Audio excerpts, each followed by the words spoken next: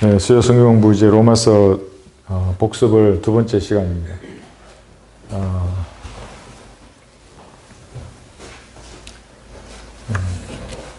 인간의 마음을 성경에서는 다양한 형태로 이렇게 비교해서 말씀하십니다. 여러분들은 마음이 무엇과 같다고 생각하십니까?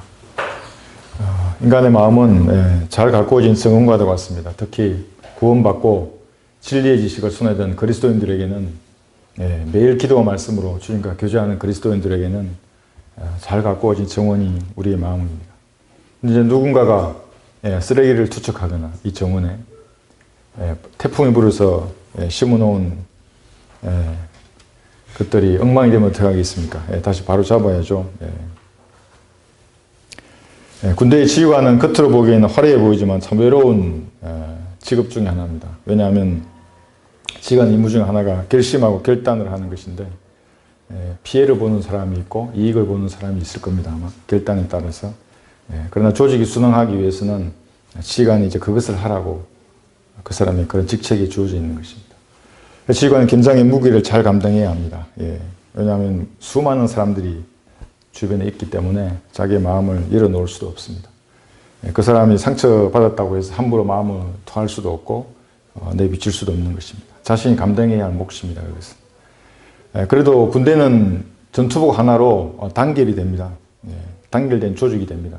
이렇게 다투다가도 언제 그런 일이 있었냐는 듯 훈련을 하거나 실제 상황에서는. 그래서 나름대로 군대는 참 깨끗한 조직입니다. 지휘 체계를 갖춘 조직 내에서 거짓말을 하거나 이런 것은 상상할 수 없는 것이죠. 허위로 무엇을 보고하거나 비방하거나 이런 것들은 참 상상할 수 없는 일입니다. 그래서 이런 일에 익숙해진 군의 지휘관들이 이제 전역에서 나오면 참 적응하기 쉬운 일이 아닙니다. 왜냐하면 상대방의 말을 사실 그대로 믿는 것에 익숙해져 있습니다. 어떤 사람은 10년, 어떤 사람은 20년, 30년 동안 그렇게 살다가 이제 바깥에 나오면 참 힘들어합니다. 적응이. 그래서 그 사람들에게 한결같이 사업만 하지 말라. 사업을. 왜냐하면 다 속기 때문에. 군인도 그렇고 선생님들도 그렇고 교수나 의사들도 그렇고 뭐 그렇다고 합니다.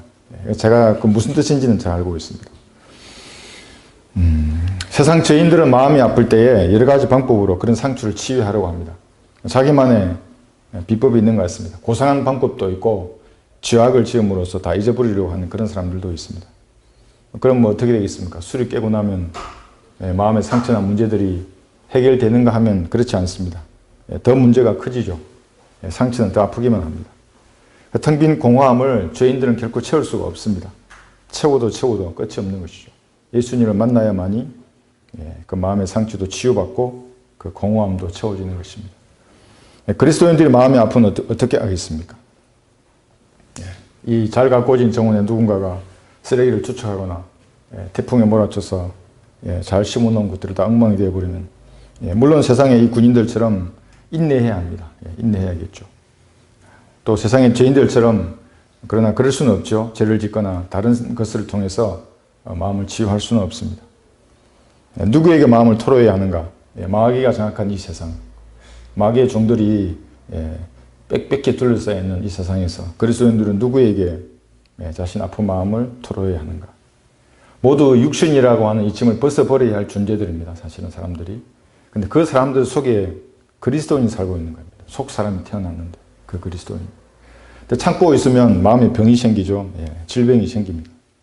이사야 26장 3절에서는 주께서는 마음을 주께 의탁하는 사람을 완전한 화평 속에 지키시리니 이는 그 사람이 주를 의뢰함이니이다. 주를 신뢰한다는 말씀입니다.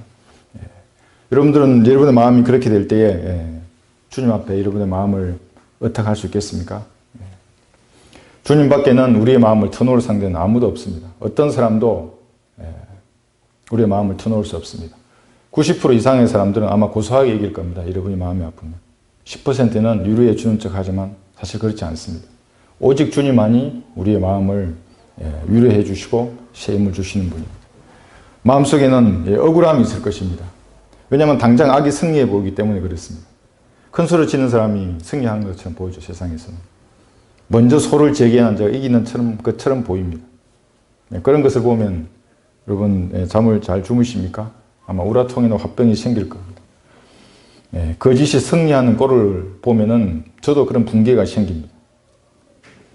진리를 사랑하면 사랑할수록 아마 그런 것을 다 할 것입니다. 혼자 버려진 것 같은 외로움 속에 밤을 지샐 때도 있고, 왜냐하면 너무나 많은 사람들이 넓은 길로 가기 때문에. 진리를 어치는 사람은 항상 소수입니다. 항상 왕따를 당하고 이단 취급을 당하고. 그럼 과연 이 길을 걸어가야 할 것인가? 자신의 마음을 누구에게 토할 수 있겠습니까? 질병으로 어려움을 당하고 포기하고 싶어 마음이 들 때 그 마음을 그대로 주님께 아뢰는 것. 그러면 화평을 주시고 그 문제를 해결할 수 있는 근본적인 치유책을 주님께서 제시해 주시는 것입니다. 반드시 응답해 주십니다. 제가 짧은 기간 동안 제가 알고 있는 주님은 그렇게 하셨습니다. 요한복음 14장을 잠깐 찾아보겠습니다. 여기 27절 보시면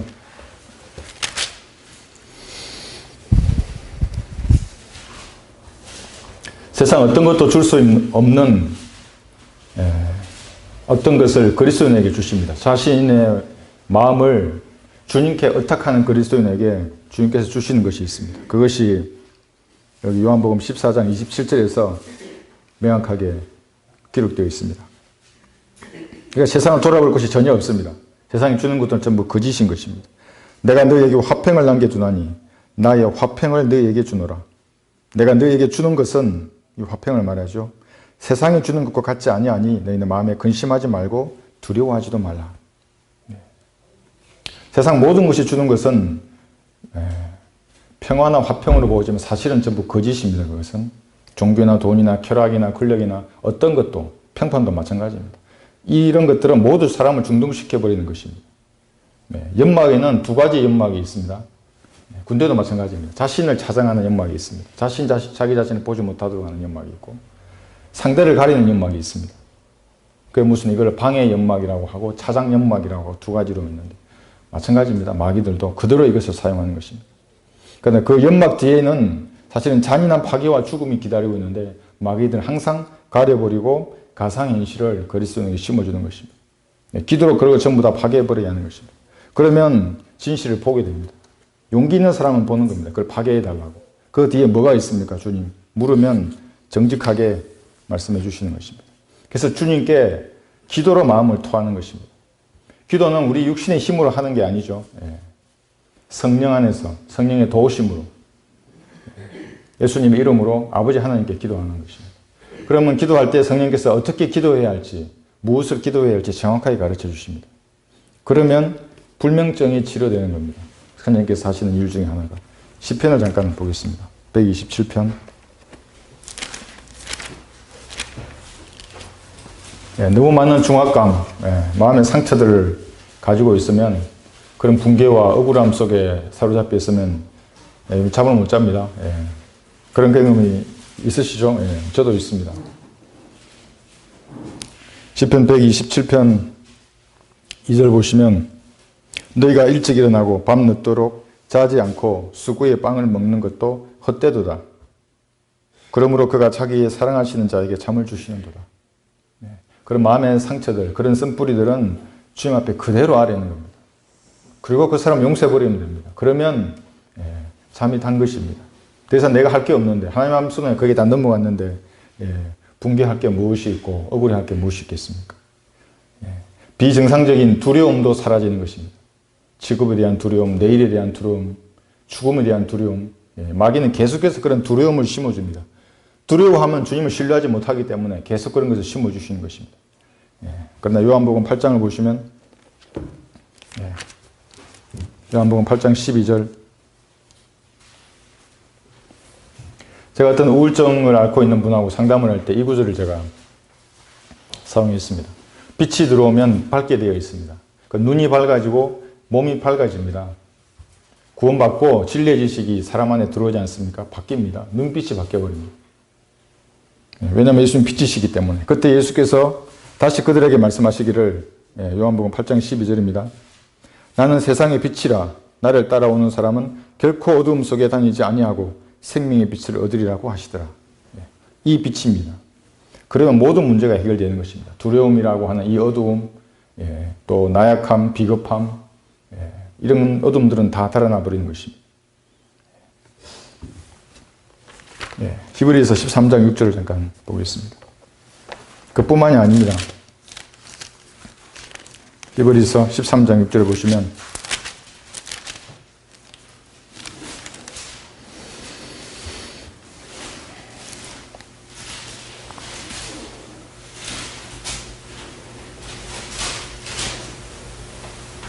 그러므로 우리가 담대히 말하기를 주는 나를 돕는 분이시니 사람이 내게 무엇을 하든지 내가 두려워하지 아니하리라 하노라.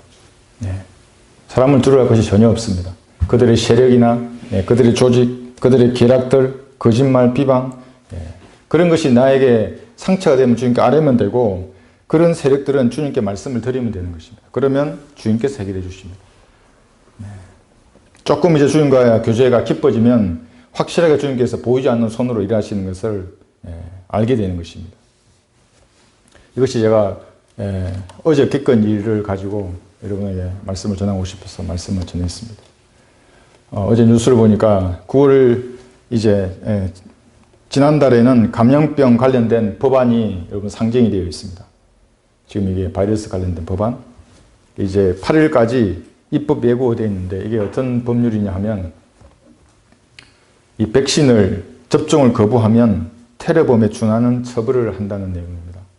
여러분 테러범은 무엇입니까? 살인자들이지 않습니까?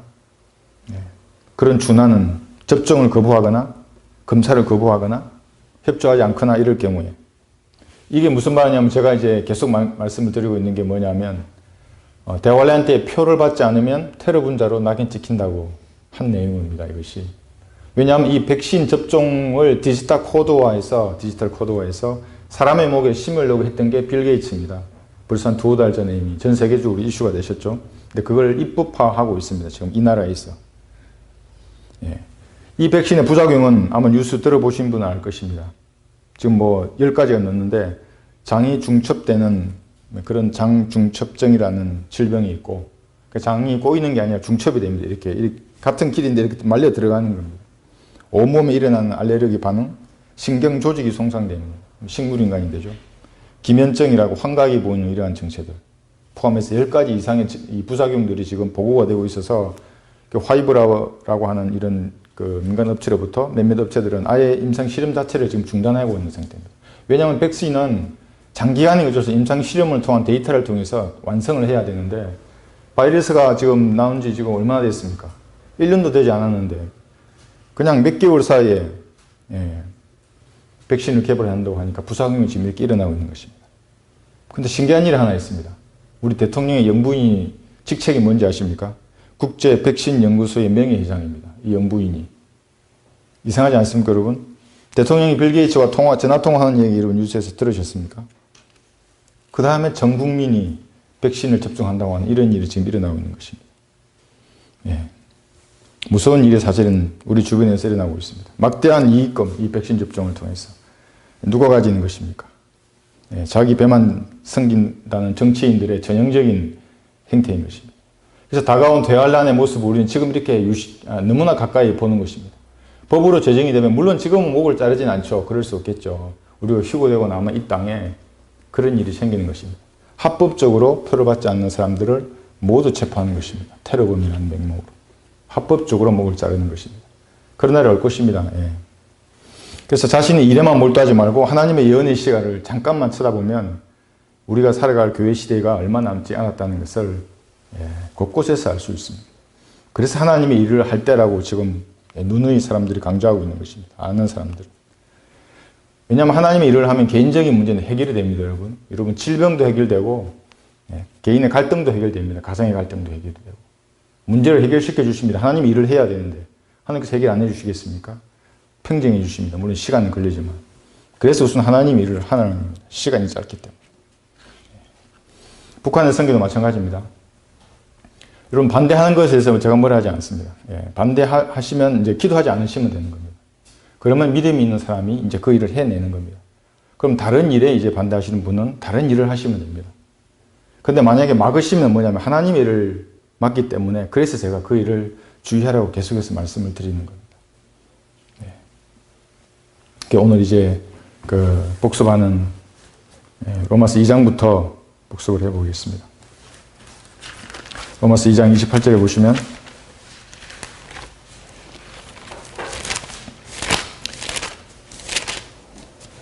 이 구절은 많은 이단들이 원래 이단들의 주특기가 성경의 문맥을 완전히 없애버리고 문맥에서 뜻하는 바는 문맥 그대로 해석하지 않습니다.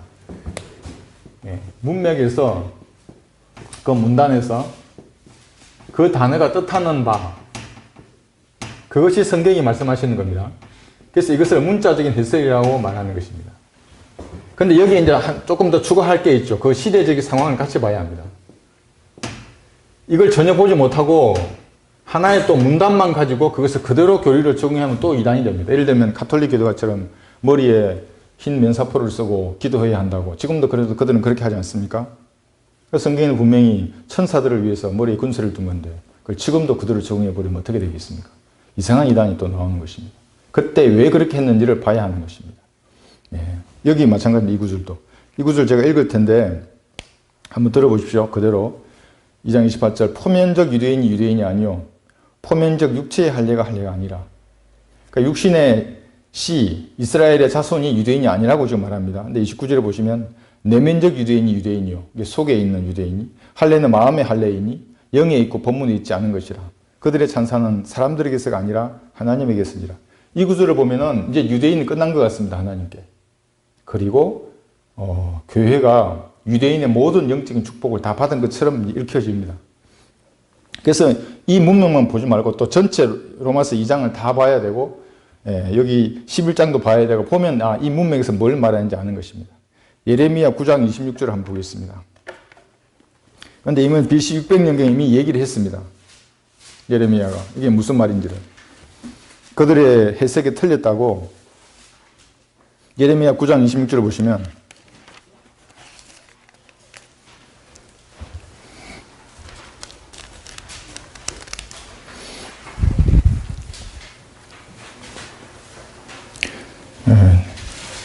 이 절에서 마지막 문단이 이제 지금 이 구절에 해당되는 것입니다. 곧 이집트와 유다와 에돔과 암몬 자손과 모압과 멀리 떨어진 변경에 사는 모든 자들과 광야에 사는 자들이니 이는 이 모든 민족들이 할례받지 아니하였으며 또 이스라엘의 온 집도 마음에 할례받지 아니하였습니다. 이미 마음의 할례의 문제는 BC 600년경에 이미 얘기했던 문제입니다.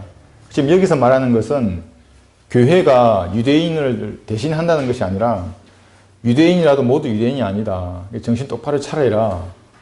마음에 할례받은 유대인이 진짜 유대인이다. 이런 얘기를 하는 것입니다. 이미.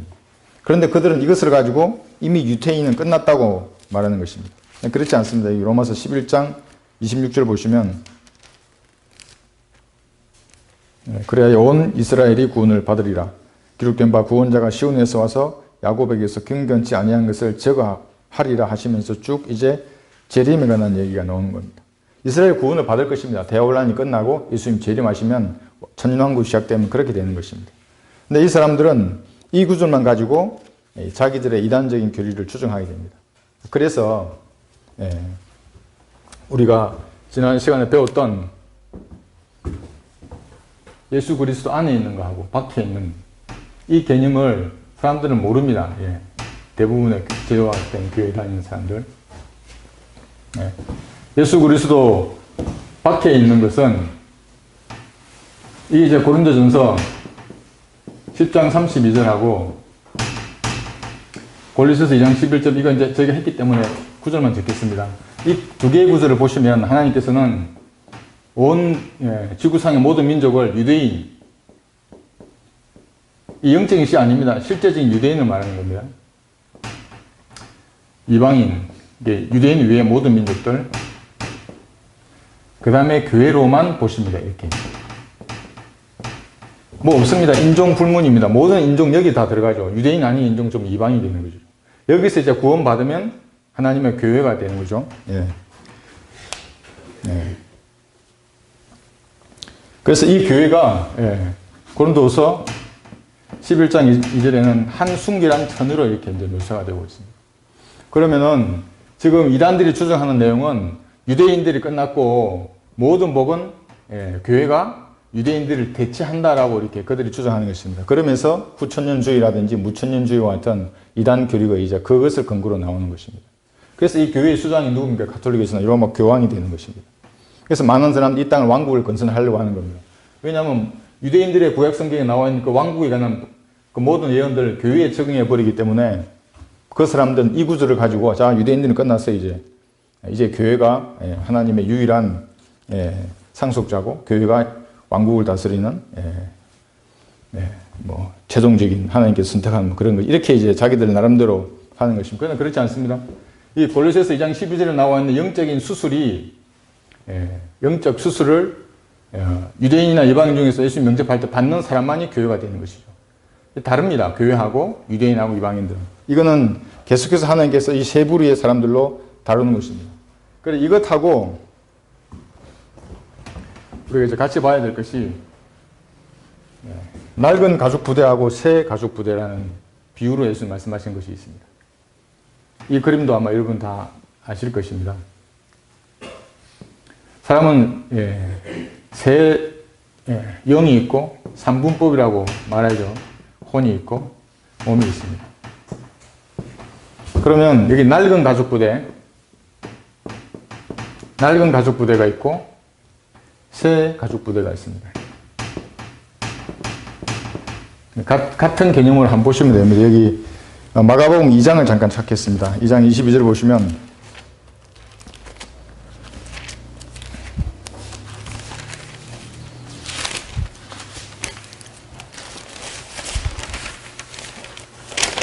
(2장 22절을) 보시면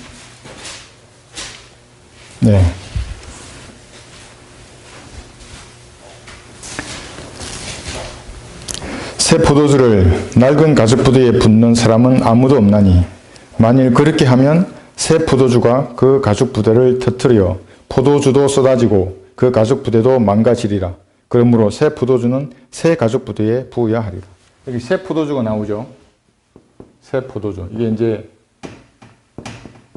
이게 성령님입니다.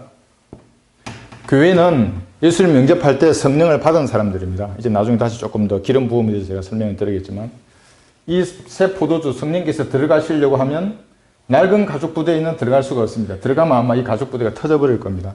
반드시 새 가죽 부대에만 성령께서 들어가십니다.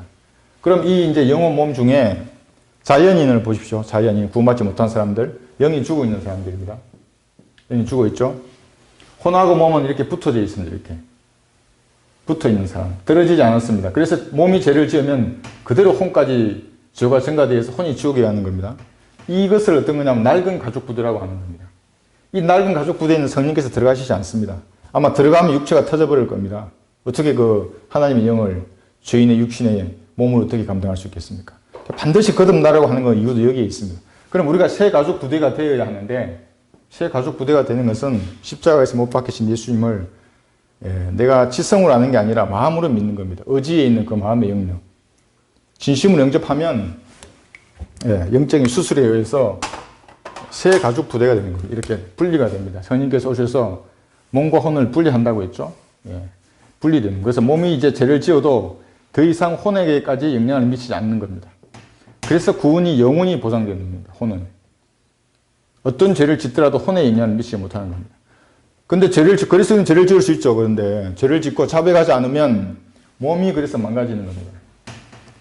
일찍 하늘나라에 가거나 병들거나 기능을 제대로 발휘하지 못하거나 여러 가지 영역을 장악할 수 있는 거예요. 그래서 영은 다시 거듭나는 거죠. 거듭나는 거죠. 그래서 성령께서 한 영이 되는 겁니다. 이렇게. 이게 새 가죽 부대입니다. 우리입니다. 구원받은 그리스도인. 이게 교회입니다. 결코 하나님은 유대인하고 이방인하고 교회를 합치지 않습니다. 유대인이나 이방인이나 하나님의 교회. 그 가운데서 영적 수술을 받은 사람이 교회가 되는 것이죠. 새 가죽 부대. 지난번에 무시무시하다고 제가 표현했었죠. 우리가 갖고 있는 전도지가 무시무시해야 된다. 왜냐하면 육을 자르는, 이 몸을 자르는 칼도 날이 잘 된 칼을 보시면 무시무시합니다. 어떤 칼은. 그런데 이걸 잘라 그러죠. 몸하고 혼을. 혼과 영을. 영도 다시 살려버리고, 죽었던 영을. 무시무시한 게 이게 이제 은혜의 복음을 전하는 우리의 전도지입니다. 전도지만 아니죠. 우리의 말, 우리가 전도할 때서는 이 말도 무시무시한 무기가 되는 겁니다. 성령께서 집도하시는 그 수술에 가장 적합한 말이 되는 것입니다. 예. 그래서 우리가 새 가죽 부대입니다. 여기 기름 부음에 대해서 이제 잠깐 보겠습니다. 그래서 이게 손님께서 이렇게 들어오시면 이게 기름 부음입니다. 기름 부음. 어떤 분이 유튜브에 질문을 했습니다. 이화영 목사, 내 누군지 잘 모르겠지만 정강훈 목사, 내 조금 알죠 누군지. 그분은 성령을 방언하고 성령의 불을 받고 그런 체험을 계속 해야 된다. 그래야 구원받는다. 예수님을 믿는 게 따로 있고 성령을 또 불침례를 받는 게 따로 있다. 뭐 이런 식으로 가르친다고 합니다. 그래서 자기는 어떻게 해야 되는가? 방언도 한다고 지금 한다. 아마 오늘 보고 계시는 것 같은데 우선 제가 방언부터 당장 간두라고 했는데 오늘 시간이 없어서 제가 요한 1서 2장을 한번 보겠습니다.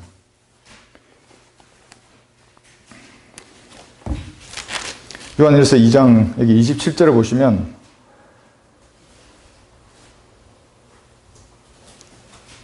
성령께서는 한 번 들어오십니다. 한 번. 예, 한 번 예를 들면 한 방울 들어오셨다가 어떤 뭐 방언을 하면 한 바가지 들어오고 그렇지 않습니다. 성령은 인격체이신데 예, 여기 2장 27절 보시면 그러나 너희가 그분께로부터 받은 기름 부음이 너희 안에 거하나니 아무도 너희를 가르칠 필요가 없고 오히려 그 동일한 기름 부음이 너희에게 모든 것을 가르치며 기름 부음이 가르치는 겁니다. 그게 성령 하나님이십니다. 또 그것은 진리요 거짓말이 아니니 그 기름 부음이 너희를 가르친 그대로 너희는 그분 안에 거할지니라 말씀하십니다. 기름 부음이죠. 여기 고린도 후서하고 한번 비교해 보겠습니다. 1장하고 고린도 후서 1장 21절 보시면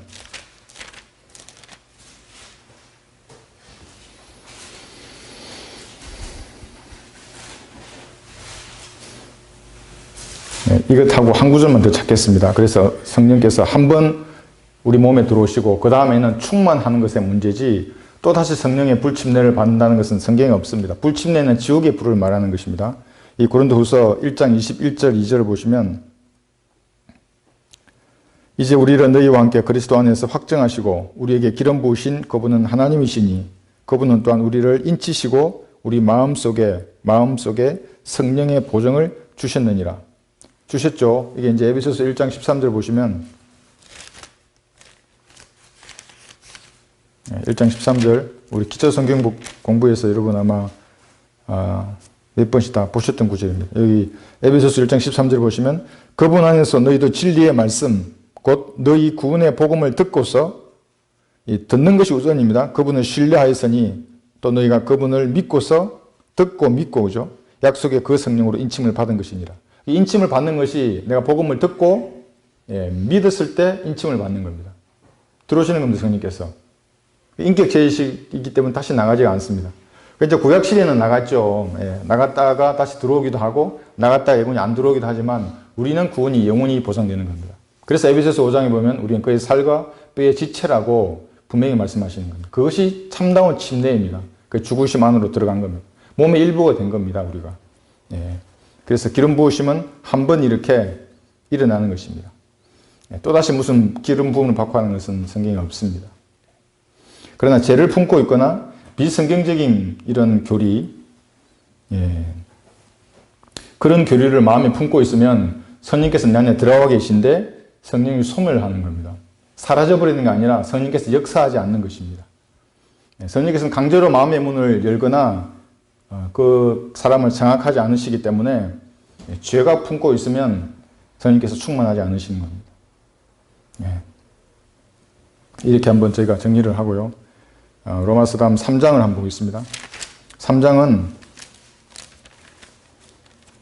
20절에서 24절까지인데 여기 이제 로마서의 주저구절이 나옵니다. 여기 21절이 로마서의 주저구절인데요.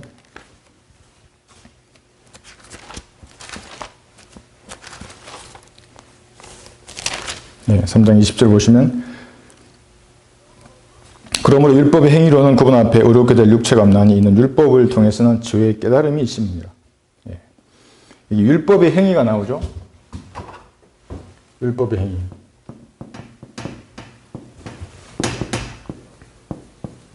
근데 믿음의 행위도 있습니다. 믿음의 행위. 그러니까 사람들은 이 같은 것으로 보는 겁니다. 율법도 행위고 율법이 행위. 믿음의 행위 하니까 믿음도 행함이 있어야 되지 않는가 또 이렇게 나오는 겁니다. 그게 아닙니다. 믿음의 행위는 구원받은 이후에 하는 겁니다. 이것은 내가 구원을 받고 예수 그리스도를 영접한 다음에 믿음의 행위와 사랑의 수고와 이렇게 말씀하는 겁니다. 그때 믿음의 행위가 필요한 거고 율법의 행위는 뭡니까? 죄를 깨닫게 하는 율법의 행위로는 여기 보면 어렵게 될 육체가 없다고 말씀하죠. 율법을 통해서는 죄의 깨달음이 있습니다. 율법을 통한 행위로는 어렵게 될 육체가 없다고 분명히 말씀하십니다. 율법으로는 죄의 깨달음만 있다고 말하는 거예요. 그러니까 우리 행위라고 할 때 이 행위는 일입니다. 일. 여러분 일은 어떻게 구합니까? 힘하고 거리에 비례합니다. 중학교 교과서에 나온 말입니다. 행위라는 것은 어떤 일을 하는 것이죠. 그 일은 내가 얼마만큼 힘을 투자했는가, 얼마만큼 많이 옮겼는가 이렇게 하면 일의 양이 나오는 겁니다. 비례하는 것이죠. 힘과 거리에. 믿음은 그렇지 않습니다. 믿음은 어떻게 생각하십니까? 믿음은 힘과 거리 이걸 예수님이 다 이루신 겁니다. 십자가에서. 그 사실을 믿는 겁니다. 이게 믿음. 이 믿음 이것이 어려워지는 겁니다. 구약에는 무엇을 행해서 자기 어려워졌지만 우리는 예수님께서 행하신 그 일을 마음으로 믿음으로 어려워지는 겁니다. 다릅니다. 그 믿음이라고 할 때 그 믿음도. 수많은 사람들이 여기서 이 믿음은 예수님께서 십자가에서 이루신 것이 아니라 이것은 하나님의 존재를 믿는 거라든지 하도루에서 말하는 어떤 신심을 가져야 한다든지 다른 믿음의 행위 이런 것을 말하는 이게 절대 아닙니다. 그러면 성경에 나와 있는 예수님을 만날 수가 없습니다. 율법의 행위로는 죄의 깨달음이 있는 겁니다. 그러니까 진짜 덕도했다는 덕도 여러분 들어보셨죠? 덕도했다고 하는 중들. 진짜 덕도한 중들은 어떤 계율로도 내가 어려워질 수 없구나. 그 성철이는 마지막에 덕도했습니다, 여러분. 죽을 때 내 죄가 수미산보다도 더 높구나. 이렇게 하고 죽었습니다. 불교에서 가장 높은 산이 수미산이라고 하는 산입니다. 그 어디. 이 높은 산. 내 죄가 이보다 더 높구나. 자기의 죄인인 거 아는 겁니다. 덕도했죠. 예수님을 만났으면 이 사람 구원받을 텐데 그 죄가 예수님의 피로 용서되었는데 나중에 이제 어려움 나오겠지만 결국 이 사람은 그 상태에서 지옥으로 왔던 것입니다. 21절 보시면 그러나 이제는 율법 없이 하나님의 의가 나타났으니 율법과 선지서를 통하여 증거된 것이니라. 여기 이제 의가 나온 겁니다. 이제 의. 계속해서 의가 나올 겁니다. 여기서 의. 그러니까 문제는 어렵냐 어렵지 않냐입니다. 구원받았느냐 구원에 관해서 논할 때도 너는 어려운가 어렵지 않은가 의에 관한 문제입니다. 사실은 여기에 이제 의가 나오는데 율법과 선지서를 통해서 증거된 것이니라. 여기 22절 보시면 곧 하나님의 의는 예수 그리스도를 믿음으로 인한 것으로 모든 자와 믿는 자에게 모든 자에게 미치나니 차별이 없느니라. 이는 모든 사람이 죄를 지었으므로 하나님의 영광에 이르지 못하다가 이렇게 말씀하십니다. 하나님의 의는 차별이 없습니다. 차별이 없습니다. 유대인이나 이방인이나 예정인이 선택인이 여기서 이런 말이 나오면 아주 무식한 사람이 되는 겁니다. 유대인이나 이방인이나 차별이 없습니다. 믿으면 진심으로 예수님을 영접하면 어렵게 되는 겁니다. 교회가 되어서. 여기 차별이 없느니라 그 얘기입니다. 한 배를 탄 겁니다. 이제 이 두 부류는 한 배를 탄 겁니다. 차별이 없습니다. 예수님 영접하면 교회가 되는 겁니다. 24절 보시면 그리스도 예수 안에 있는 구속을 통하여 그의 은혜로 값없이 어렵게 되었습니다. 또 어렵게 나오죠. 여기. 그래서 이제 구속이 신약 성경에 나오는 겁니다. 구약 성경에는 등장하지 않는 이 구속의 개념입니다. 그러니까 구속은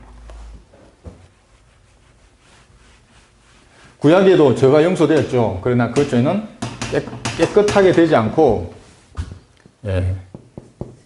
구약시대에는 깨끗하게 되지 않고 그냥 덮어만 놓았던 거죠. 그러나 신약의 예수님의 피가 그 모든 죄들을 제거한 겁니다. 그래서 위대한 구절이 나온 겁니다. 보라 세상 죄를 제거하는 하나님의 어린 양이라. 염소나 송아지의 피는 죄를 제거할 수 없었기 때문에 그런 구절은 없습니다. 구약에는.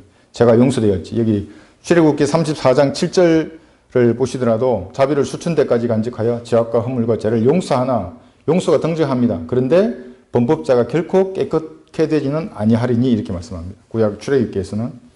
그러나 골로새서 1장 14절에 보시면 한번 보겠습니다. 제가 처음 이 성경을 알고 깜짝 놀랐던 구절이 이 구절입니다. 왜냐하면 개혁 성경에는 여기서 보혈이 없는 겁니다. 골로새서 1장 14절 보시면 그 안에서 우리가 그의 보혈을 통하여 구속 곧 죄들의 용서함을 받았느니라 이렇게 말합니다. 그런데 개혁 성경에는 보혈이 빠져 있는 겁니다. 근데 어떤 사람들은 그럽니다. 아니, 거기 빠져 있어도 다른 데 보혈이 있지 않냐고. 아, 물론 다른 데 보혈이 있지. 그러면 만약에 그 성경이 옳다 그러면 다른 데 있는 그 보혈은 옳은지 안 옳은지 도대체 누가 그걸 판단해 줄 거냐고. 그냥 목사가 하려고 하는 거죠. 여기는 분명히 보혈이 등장하는 겁니다. 그래서 지금 구속이 나오고 아까 우리 의에 대해서 지금 보고 있는데 이 의로움은 반드시 피하고 연관이 있는 겁니다. 피. 예, 예수님이 피죠. 동물의 피가 아니고 이 피를 믿는 믿음이 의롭게 되는 겁니다. 예, 그러면 구속이란 말은 이제 값을 치르고 우리의 죄값을 예수님 지불해버리고 의롭게 하게 되는 것입니다. 예, 그래서 보혈이 빠진 성경은 하나님의 성경이 아니다. 빠지면 어때? 이렇게 말하는 사람들 하나님을 사랑하는 사람들이 아닙니다. 반드시 하나님을 사랑하는 사람은 하나님의 말씀을 사랑하게 되어 있습니다. 성경에 뭐 단어가 몇 개 빠지면 어때? 이렇게 이제 말하시는 분들은 사실은 하나님 사랑하고는 전혀 관계없는 분들입니다. 바른 교리하고는 전혀 관계가 없습니다. 그런 분들은 전부 이제 목사님을 섬기는 사람들입니다. 그 교회의 목사님을 섬기는 거예요. 하나님처럼 섬기는 사람들입니다. 조심해야 됩니다. 그러면 지옥에 갈 수 있습니다. 이제 여기 4장 보시면 또 의에 대해서 얘기합니다. 로마서 4장. 이것도 몇 번 제가 그림을 그렸던 부분이라 아마 여러분 다 아실 것입니다.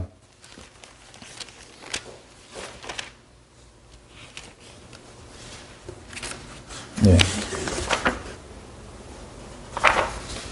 4장도 그렇고 5장도 그렇고 지금 의에 대해서 계속 동일한 내용을 강조하고 있는데 4장 여기 2절에서 3절 보시면 만일 아브라함이 행위로서 의롭게 되었다면 그에게 자랑할 것이 있겠지만 하나님 앞에서는 없느니라. 지금 야고보서하고 전혀 다른 내용을 기록하고 있습니다. 여기 로마서 4장 2절에서는 야고보서는 이렇게 기록하지 않습니다. 성경이 무엇이라고 말하느냐. 아브라함이 하나님을 믿었더니 그것이 그에게 의로 여겨졌느니라. 그래서 많은 사람들은 로마서하고 야고보서 가지고 로마서를 찾는 사람들은 구원받을 수 있는 겁니다. 야고보서 믿으면 지금 이 교회 시대에 왜냐하면 야고보서에서는 행함이 없는 믿음은 죽은 믿음이라고 야고보서 2장 26절에서 분명하게 말하기 때문에 그렇습니다. 다른 무언가를 말하고 있는 것입니다. 이것을 구분하면 이제 영적으로 많이 성장한 성경들을 믿는 그리스도인입니다. 저희들은 아마 다 구분할 겁니다. 여기서 이제 계속해서 그랬던 그 구절입니다. 하나로 이렇게 요약할 수가 있습니다. 구약 시대와 교회 시대와 대환란 시대가 다릅니다. 지금 여기서 로마서에서 말하는 이 구절은 창세기 15장을 말하는 겁니다. 로마서 4장에 대해서 말씀하시는 거. 예. 더 정확히 하면 로마서 4장 5절이죠. 예. 하늘의 별을 보고 믿었던 그 믿음을 말하는 겁니다. 이거 4장 5절은 행함이 없어도 불경건한 자를 의롭다 하시는 그분을 믿으면 그의 믿음이 의로 여겨진다고 할 때 그 믿음입니다.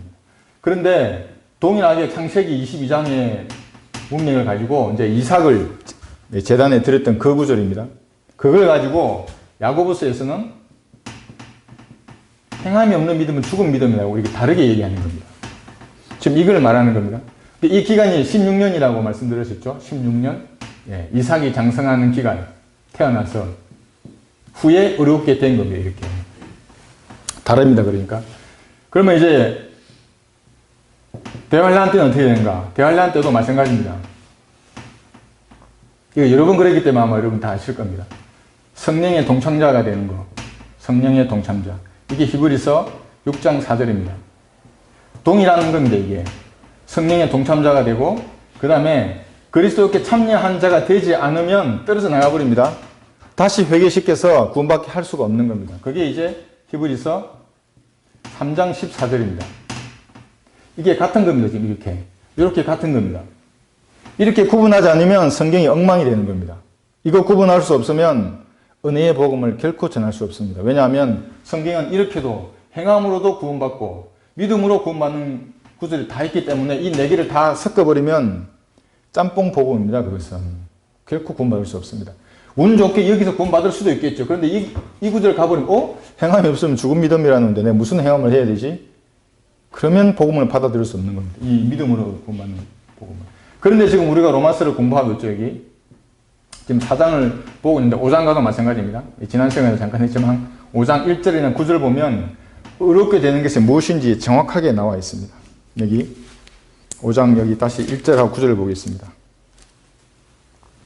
여기 뭐 어렵게 되는 것에 대해서 명확하게 말합니다. 뭐 더 이상 토론이 필요 없습니다. 여기 보시면 로마서 5장 1절 보시면 그러므로 우리가 믿음으로 어렵게 되었으니 우리 주 예수 그리스도를 통하여 하나님과 화평을 갖느니라. 믿음으로 어렵게 된 겁니다. 우리는. 이게 어느 통로입니까? 통로로 따지면 이 통로입니다. 요렇게. 이 통로. 다르죠, 그죠? 네. 이 통로죠. 전혀 행함이 필요 없습니다. 믿음으로 어렵게 된 겁니다. 여기 9절 보셔도 그러므로 이제 그의 피로 어렵게 되었으니 된 겁니다. 이제 더욱더 우리가 그를 통하여 진노로부터 구원받게 되리라. 이 진노는 대환란일 수도 있고 백부자 심판일 수도 있습니다. 둘 다 구원받게 되는 겁니다. 교회가 당연히 대환란을 통과하지 않죠. 휴거되죠. 교회는 백부자 심판석에서 가지 않죠. 얘들이 백부자 심판에서 가는 거죠. 예. 진노로부터 구원받게 되리라. 이것만으로도 사실 감사한 일인데 이 정도만 구분하셔도 여러분들은 누구하고 얘기해도 얘기를 나눌 수 있습니다. 이 도표는 뭐 어디에 없습니다. 제가 설명듣고 대략 만든 내용입니다. 이런 교리를 배우는 것은 이제 그러면 왜 이렇게 배우느냐? 우리가 여기서 어렵게 되었다고 하지 않습니까? 의에 대해서. 예수님하고 동일한 완벽한 의를 우리는 가지고 있는 겁니다. 그래서 어떤 마음의 상처라든지 낙심될 일이라든지 이런 것들이 있으면 은혜의 보좌 앞으로 주저함없이 나갈 수 있습니다. 예수님의 피를 의지해서. 그러니까 자신의 행위를 보면 하나님 앞에 나갈 수 없죠. 벌레 같은 인간들이 그거 다 50보 100보들인데 어떻게 나갈 수 있겠습니까? 예수님의 피를 의지해서 하나님 앞에 나가는 겁니다. 머리부터 발끝까지 예수님의 보혈의 피에 적셔야 하는 겁니다. 그때는 죄를 다 자백하고 보혈의 능력으로 씻겨주십시오 말씀을 드린 다음에 성령 안에서 하나님 앞에 기도하는 겁니다. 히브리서 10장 19절 보시면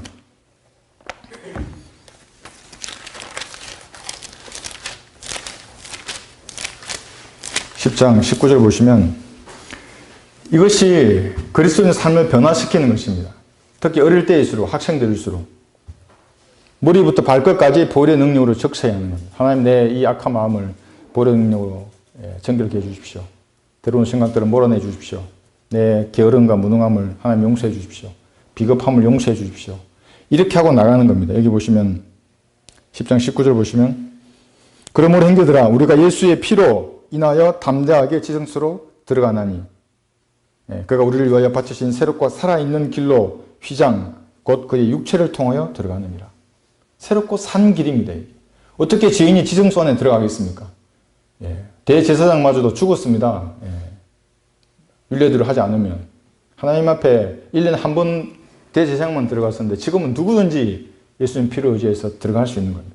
완벽한 의를 가지고 있습니다. 그러니까 자신의 행위를 보지 말고 은혜의 보좌 앞으로 담대히 나가는 겁니다. 예수님 피를 의지해서. 그러니까 여러분이 무릎 꿇는 그 장소가 지성소입니다. 거기가. 여러분 골방일 수도 있고 세탁실일 수도 있고 혼자 있는 그때 예수님 피를 의지해서 하나님을 만나는 그 장소가 지성소입니다. 하나님과 만나는 나가야 하는 것입니다. 완벽한 의를 우리는 가지고 있습니다.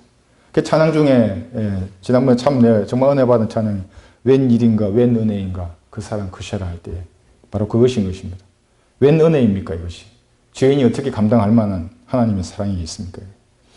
모든 축복과 은혜의 시작은 예수님의 피를 의지해서 하나님 앞으로 나아가는 것에서 시작이 되는 것입니다.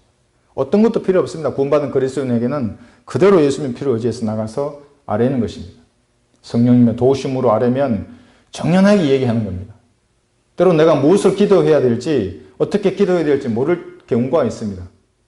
성령께서 생각나게 해주시는 것입니다. 한편의 드라마를 하나씩 얘기하게 됩니다. 그러나 말하면서도 저도 놀라는 겁니다. 내가 이런 기도를 하는구나. 성령께서 말할 수 없는 신음으로 도우시기 때문에 이게 가능한 것입니다. 마지막으로 5장 9절 보겠습니다. 9절 다시 한번 로마서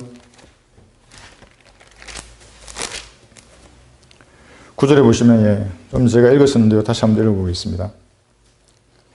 그러므로 이제 그의 피로 의롭게 되었으니 의에 대해서는 항상 피가 나오는 것입니다. 더욱더 우리가 그를 통하여 진노로부터 구원받게 되리라. 그래서 이 지금 두 개의 그림과 우리가 첫 시간에도 의에 대해서 강조할 때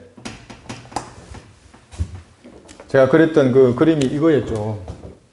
좀 이렇게 시계열상으로 한번 배열을 해보면 마태복음 5장 20절 가지고 지옥 가는 사람들 많습니다. 여기에 너희의 의가 여기도 의 나옵니다. 서기관들과 바리새인보다 뛰어나지 않으면 결코 천국에 들어가지 못하는 겁니다. 이때 의. 그러면서 마태복음 6장 33절에서는 하나님의 나라와 그분의 의를 구하라 이렇게 얘기합니다. 행위로 구해야 됩니다. 이건 행위로. 구하라 그랬습니다.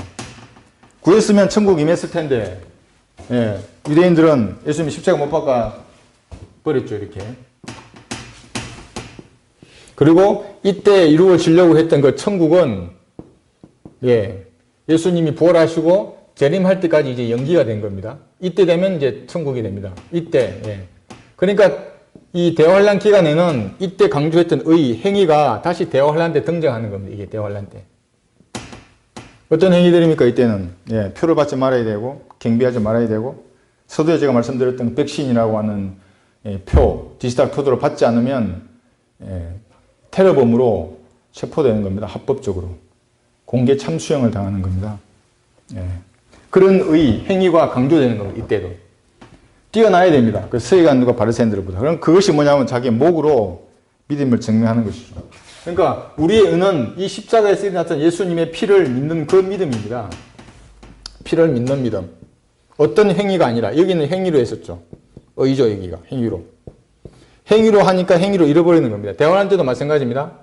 행위로 어렵게 되어야 하니까 행위가 기준에 맞추지 못하면 구원을 잃어버리는 겁니다. 잘 하다가 표 받으면 가는 겁니다. 그냥 지옥으로. 적그리스도의 경계하면 지옥으로 가는 것이고. 그래서 사람들에게 우리 은혜의 복음을 전하려고 하는 겁니다. 이게 이제 가까움을 우리가 보기 때문에 한 번이라도 더 뿌리고 던지려고 하는 것입니다. 그래서 이제 로마서 5장 9장을 볼 때 마지막 우리가 강조해야 하는 것은 이거죠.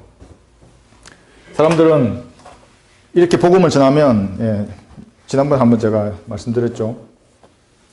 너는 얼마나 그렇게 어렵고 경건하길래 잘난 척하면서 거리에서 외치고 복음을 전하냐? 이제 어떤 은사주의 목사가 물었습니다. 물론 이제 말은 좋게 하지만 그 뜻이 있죠. 그래? 나는 이때 어렵게 되었어. 과거에.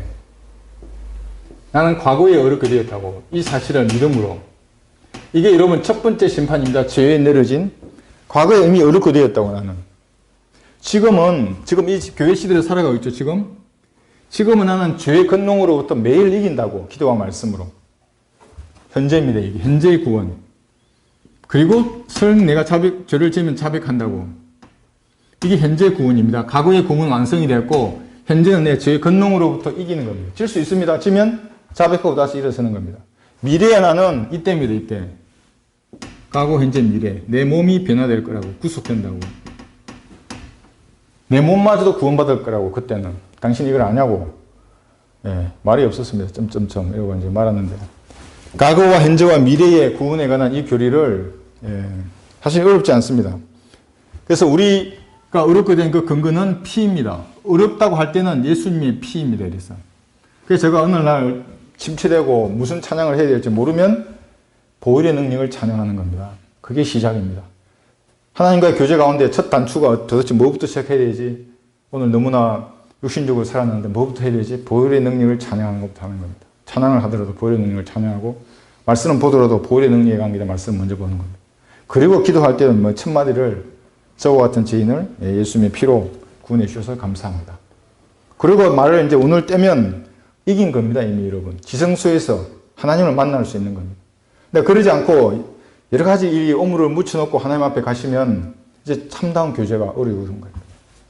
자, 이렇게 해서 오늘 로마서 6장까지 복습을 마치겠습니다.